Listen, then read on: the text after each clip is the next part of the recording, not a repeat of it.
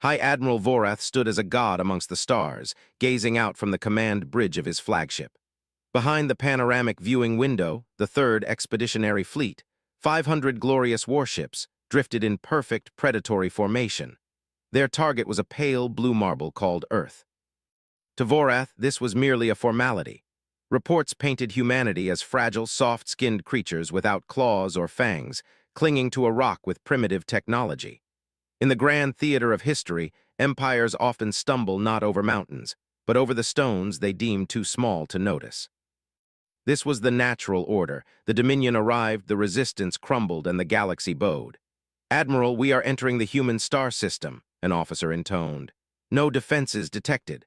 Vorath allowed a smirk to crack his stern facade. They hadn't even built a fleet. It was like hunting livestock. "Prepare ground forces," he commanded. "The Emperor will be pleased with this prize." But then the universe blinked. For a heartbeat, the bridge screens plunged into darkness. When the light returned, the formation remained, yet the air grew heavy with an unseen pressure. Commander Jack Harris, watching from a shadowed bunker on a distant moon, broke the silence of the void. Beside him, Lieutenant Kate Morgan waited, her fingers hovering over a console that controlled ghosts. "Begin the silent protocol," Harris whispered. Morgan's fingers danced. Across the solar system, ships that defied sensors, small, fast, and invisible, slipped from the darkness. They were the answer to a question Vorath hadn't thought to ask. On the Dominion flagship, the nightmare began not with fire, but with absence. The outer patrol ships simply ceased to exist. No debris, no distress calls, just a sudden, terrifying nothingness where steel had been moments before. "Admiral, the formation is shrinking," a tactical officer stammered, panic rising in his throat. "They are just gone." Vorath felt a chill that had nothing to do with the cold of space. Enemies fought, they did not erase. "Full retreat," he screamed, but the trap had already snapped shut. The bridge lights flickered, dying out to reveal figures in simple black armor standing among them, silent as the grave. They had materialized from thin air. One approached the Admiral, tilting its head. "You should not have come here," it said. And then High Admiral Vorath knew nothing more. On Earth, the report flashed, Third Fleet neutralized. 0 human casualties. Time elapsed 3 minutes. Harris felt no joy, only the grim satisfaction of a survivor. It is a strange paradox of our existence that the most effective peace is often bought with the currency of absolute terror. Far away, Emperor Zethor sat on his golden throne, staring at the emptiness where his advisors usually stood. 500 ships vanished. Scholar Narration, a being of gray skin and ancient knowledge, stepped forward with trembling reverence. "Your Majesty, old records speak of the Silent Ones. An ancient empire tried to conquer them once. That empire no longer exists." Zethor, blinded by 10,000 years of victory, waved the warning away. "Myths send warlord Caithra, send the Grand Armada." Caithra, a hulk of green muscle and scars, took 2,000 ships to Earth. He broadcast his face to the solar system, demanding surrender, promising slavery. On the moon, Lieutenant Morgan and Dr. Lisa Grant watched the transmission with the detached interest of scientists observing a lab rat. They knew what Caithra did not. Humanity had learned its lesson 2 centuries ago. The Vaughn had burned billions of humans, nearly driving the species to extinction. In that forge of desperation, humanity hammered out the silent protocol, dimensional displacement technology linked by a quantum network. "They are learning," Morgan noted, watching the enemy formation tighten. "Not fast enough," Harris replied. "Execute." Human ships, hiding in the dimensional folds of Saturn's rings and the asteroid belt, struck as one organism. Caithra watched his tactical display turn into a countdown of extinction. His ships fired blindly into the void, lasers cutting through empty space, while the invisible noose tightened. In 11 seconds, the Grand Armada was gone. Caithra stood alone on his bridge, the silence deafening until the humans materialized. Morgan removed her helmet, her eyes cold. "Tell your Emperor what you saw. Tell him Earth is not his." Caithra, the galaxy's most feared warlord, shook as he recorded the message. He was left drifting in the silence, a messenger of ghosts. The Emperor's rage shook the pillars of his throne room. "They want us to be afraid."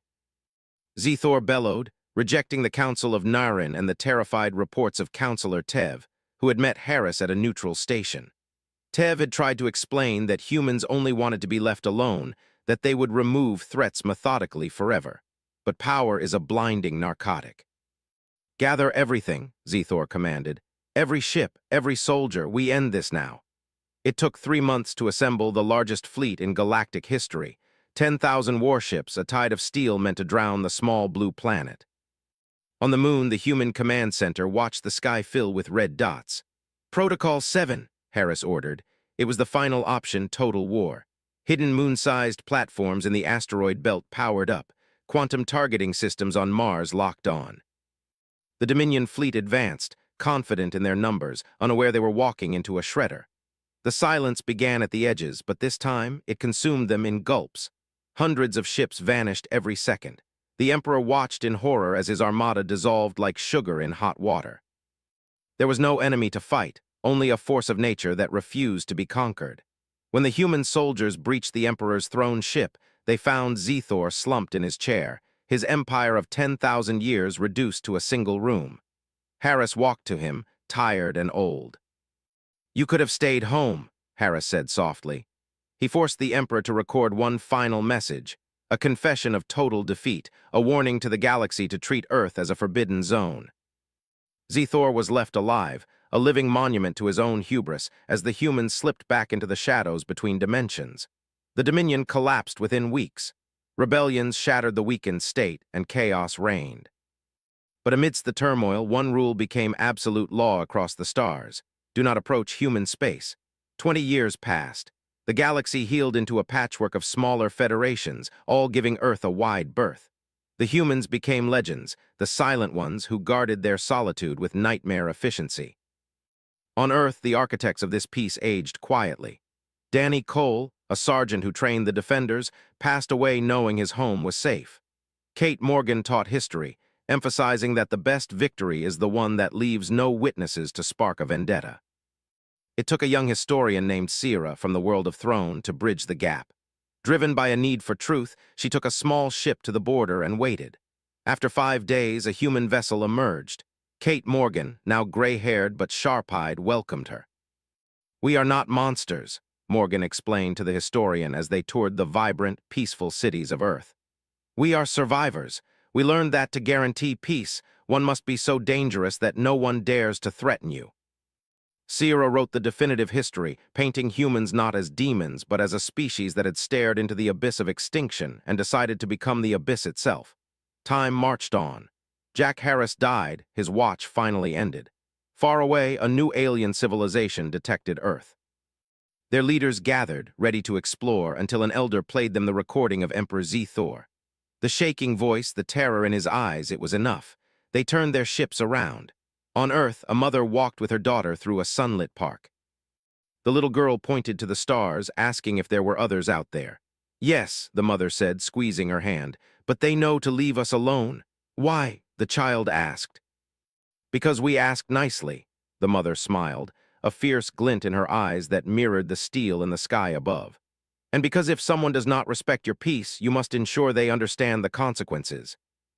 They continued their walk, small figures on a blue world turning in the velvet dark.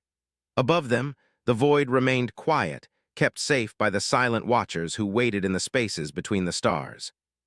It is a lesson the galaxy has learned well. There are some doors you do not open, and some sleeping giants you simply do not wake.